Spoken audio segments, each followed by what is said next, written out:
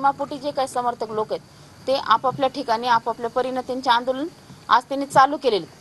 आणि आजची जी घडामोड आहे, तुम्ही जर ऐकला असेल किंवा न्याय व्यवस्थेवर जर तुमचा विश्वास असेल तर आज न्यायालयाने सुद्धा ज्या सुरेखा पाटील म्हणून आहेत त्यांनी सुद्धा आज प्रश्न केलेला आहे समोरच्या सरकारी वकिलाला किंवा CID लोकांना की फक्त एका फोन कॉलवर तुम्ही 307 कसा काय मागू शकता, 302 किंवा मोक्काचा हे तुम्ही कसा काय लावू शकता फक्त एका फोन कॉलवर.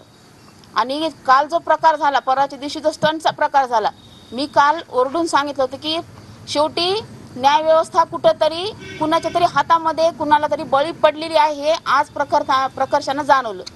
फक्त एका स्टंटमुळं, लोकांच्या मागणीमुळं, चुकीच्या मागणीमुळं जर आज तुम्ही माझ्या माणसाला अडकवलं, ते बरोबर अडकवलेलंच आहे. ठीक आहे, तुम्ही अडकवले ना, तुम्ही अडकवाच, पण शेवटी आम्ही हे न्याय व्यवस्थेच्या ह्यानंच चालणार आहेत. कितीही तुम्ही अडकवण्याचा प्रयत्न केला तरी सत्य काय शेवटी लपून राहणार नाहीये, ते समोर येणारच आहे. तुम्ही तुमचा खेळ केलेला आहे, तुम्ही तुमचे कारस्थानं करून जे अडकवण्याचा प्रकार केलाय तो केलेलाच आहे. ठीक आहे, अडकवलाय तर अडकवा तुम्ही. जे काही सबूत असतील, जे काही न्याय व्यवस्था असेल तो मला न्याय दिल्याशिवाय राहणार नाही आणि माझा माणूस हा बाहेर आल्याशिवाय राहणार नाही, एवढंच मला सांगायचंय. काल आपल्याला पोलिसांनी काल तुम्हाला आश्वासन दिलं होतं, काल तुम्ही तुमचं जे आंदोलन होतं काल स्टॉप करण्यात आलं होतं, स्थगित करण्यात होतं. आता काय तुमची पुढची दिशा काय असणार आहे? पुढची दिशा माझी, मला जर काही परत काही गोष्टी हे वाटल्या तर मी माझं आंदोलन तर हे ह्या माध्यमामधून मी माझे प्रश्नाचे उत्तर देऊन ह्या माध्यमामधून माझं आंदोलन हे चालूच राहणार. मी एक न्याय मागणारच आहे. आता उदाहरण द्यायचं झालं तर आज जरांगे पाटलांना न्याय मागितला कुणी, संतोष देशमुखाच्या फॅमिलीने. संतोष देशमुख सारख्या व्यक्तीसोबत जे काही कुकर्म झालं, तो सुद्धा माझा बांधव असल्यासारखाच आहे. त्याच्यासोबत जे काही कुकर्म झालं त्याला न्याय द्यायला आज जरांगे पाटील तिथे जातात. मग मला न्याय कोण देणार आहे? आज माझ्या नवऱ्यावर सुद्धा अन्याय झालेला आहे. मी सुद्धा एका समाजाची घटक आहे, मी सुद्धा एक माय बहीण आहे, मी सुद्धा एक महिला आहे. तर आज महिला म्हणून मी माझ्या नवऱ्यासाठी न्याय मागते. मला न्याय कोण देणार आहे?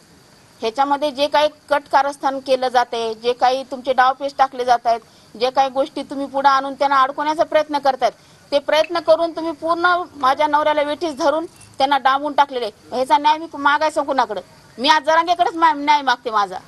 की तुम्ही जसा आज मराठा समाज म्हणून तिथं जाऊन न्याय मागतात, तर मी सुद्धा आज मराठा समाजाचीच व्यक्ती आहे. आज मी सुद्धा आज मराठा म्हणून पूर्ण महाराष्ट्रातल्या माझ्या मराठा बांधवांना आणि माझ्या वंजारी समाजाच्या माझ्या दुसऱ्या बांधवांना सुद्धा आवाहन करते की मला सुद्धा न्याय पाहिजे. आज माया बहिणीवर जर अन्याय होत असेल, त्यांच्या कुटुंबावर अन्याय होत असेल, तर तिला पूर्ण अधिकार आहे तो न्याय मागण्याचा, आणि तो न्याय मी आज मागत आहे. तो न्याय तुम्ही कसा देणार आहेत हे मला तुम्ही सांगावं. जातीवाद करून फक्त तुम्ही मराठा समाजाचे एकटेच आहेत का? संतोष भाऊ एकटेच मराठा समाज, मी सुद्धा मराठा समाज, मला सुद्धा न्याय मागण्याचा अधिकार आहे ना. मग तो न्याय तुम्ही कसा देणार आहेत हे तुम्हीच मला सांगावं. जे काही चाललंय हे बंद करा. तुम्ही स्टेप बाय स्टेप तुम्ही मीडिया ट्रायल करून स्टेप बाय स्टेप माझ्या नवऱ्याच्या एक गोष्टी बाहेर काढल्या. मी सुद्धा तुम्हाला स्टेप बाय स्टेप सांगत जाईल. ज्यांनी माझ्या नवऱ्याच्या गोष्टी बाहेर काढल्या त्यांचे सुद्धा काय काय प्रकार नाहीत ते सुद्धा मी तुम्हाला स्टेप बाय स्टेपच तुम्हाला आणून दाखवणार आज मीडियाच्या समोर. आज सुरेश धस असतील, संदीप सोळंके, संदीप क्षीरसागर असतील, बजरंग सोनवणे असतील, ह्यांच्या सुद्धा अंजली दमाने असतील, ह्यांच्या सुद्धा काही गोष्टी मी सुद्धा तुमच्या समोर आणील आणि त्या सुद्धा तुम्हाला दाखवावं लागतील. त्या सुद्धा तुम्हाला मीडिया थ्रू तुम्हाला जनतेपर्यंत पोहोचवावं लागतील. त्यांच्यासुद्धा आहेत ना काही गोष्टी, त्या मी तुम्हाला दाखवणार. ते पण मी तुम्हाला जशा त्यांनी हुडकून काढल्यात ना तशा मी सुद्धा त्यांच्या हुडकून काढायले आणि माझ्या वकिलाच्या सहाय्याने मदत घेऊन मी सुद्धा त्यांच्या काही गोष्टी आहेत त्या समोर आणल्याशिवाय राहणार नाही. आज सकाळी बजरंग सोनवणे म्हणले सुद्धा की परळीसारख्या मतदारसंघाला 2-2 मंत्रिपद कसे? आम्हाला काहीच कसं नाही. बरोबर आहे की नाही? ही पोटदुखी की नाही त्यांची? ह्या पोटदुखी पायीच त्यांनी फक्त माझ्या नवऱ्याचा वापर करून, माझ्या नवऱ्याला बळीचा बकरा करून त्यांना पूर्ण डांबून टाकण्याचा प्रयत्न केलेला आहे. सकाळी तर पिंपरी चिंचवडमधून एक बातमी आली होती की तिथे 2 फ्लॅट जे होते ते सील करण्यात आले. तुम्हाला काय माहिती मिळाली? सील करण्याचा काही प्रकार नाहीये. मी त्या फ्लॅटमध्ये राहत नाहीये, मी तिथं राहायला जात नाही. त्याच्यामुळे त्यांचा जो आता नगरपालिकेचा कर असतो ना, तो तुम्हाला तर माहिती ना, नगरपालिका दर महिन्याच्या वर्षाचा कर देत असते. ते कर रिसीव्ह करायला तिथं कोण नाही. त्यांनी बातमी ती कराचा जो लिफाफा येतो तो त्यांनी त्या दारात चिटकवला. फक्त वर्षाचा कर भरला नाही म्हणून सील करते हे पद्धत आहे का कुठं? वर्षाचा कर भरला जात नाही म्हणून, आणि वर्षाचा कर कोण म्हणलं भरत नाही? आम्ही तिथं राहतच नसल्यामुळे आम्ही रिसीव्ह करायला जागाच नाही ना आम्हाला.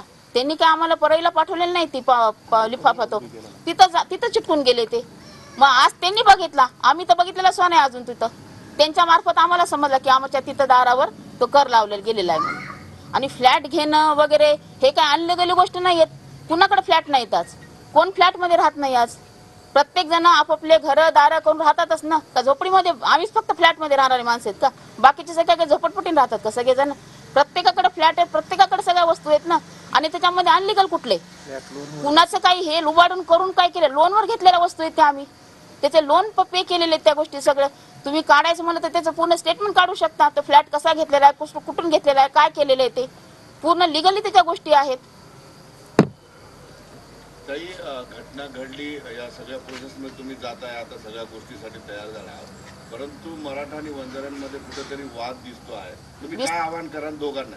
वाद दिसतो आहे, वाद केलेलाच आहे आणि लावूनच दिलेला आहे. हा वादच लावून दिलेला आहे. कशामुळे लावून दिलाय? ह्यांना काय जातीवाद करून कशाची पोळी भाजून घ्यायची हे ह्यांच्या डोक्याला, ह्यांच्या बुद्धीलाच माहिती आहे.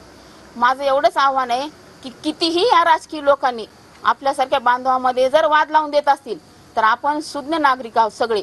पूर्ण आपण सगळ्या प्रत्येक पक्षाचे, प्रत्येक ह्याचे आपण एक कार्यकर्ते आहोत. तर ह्यांनी ह्या राजकीय लोकांचं कुठलंही म्हणणं मनावर न घेता आपण आपलं एक भाऊबंदकीनं राहून आपण आपलं जे काही सामाजिक आहे गोष्टी राहण्याच्या वगैरे ते आपण व्यवस्थित राहावं, एकमेकांशी भाऊबंदकीनंच राहावं. हेच माझी एवढीच हे. तुम्ही काल बोलला होता की अनेक राजकारणी तुमच्या घरी चक्रा मारायचे ज्यावेळेस अण्णांची गरज त्यांना होती, राजकारणामध्ये मदत पाहिजे, ते सगळं मी सांगणार. लोकांनी अण्णांची साथ सोडली असं वाटतं? सोडलेलीच आहे ना. उपयोगच करून घेतला ना त्यांनी उपयोग करून घेतला. त्यांनी फक्त त्यांचं पोळी भाजून घेतली निवडून येण्यासाठी वगैरे. त्यांनी उपयोग करून घेतला. आता त्यांना वरचे काही गोष्टी हव्यात त्या गोष्टी काय ते अण्णा देऊ शकणार नाहीत.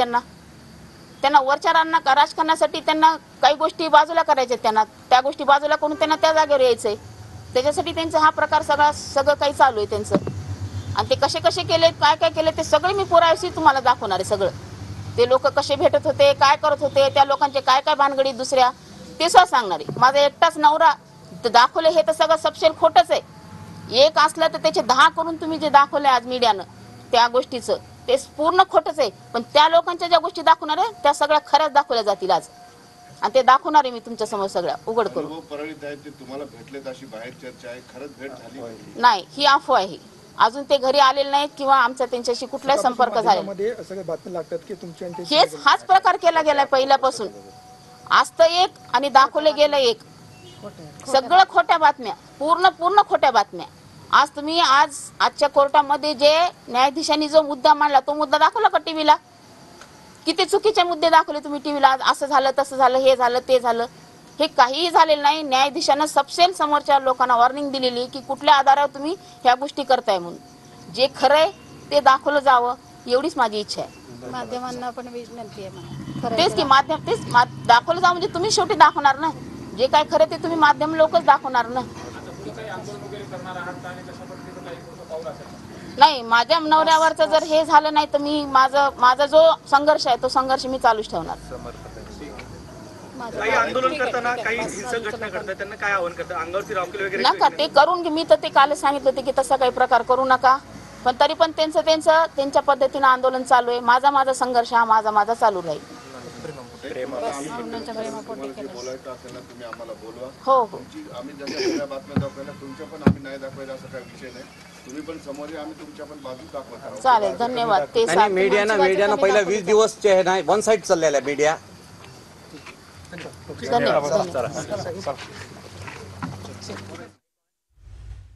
मुंडे आमच्या घरी आलेले नाहीत, सर्व बातम्या खोट्या असल्याचं मंजिली कराड यांनी म्हटलंय. वाल्मिक कराड यांच्या पत्नी मंजिली कराड यांनी माध्यमांशी संवाद साधलाय. धनंजय मुंडे आमच्या घरी आले नाहीत असं त्यांनी आता स्पष्ट केलेलं आहे. तर माझ्या नवऱ्याला बळीचा बकरा केला असं देखील मंजिली कराड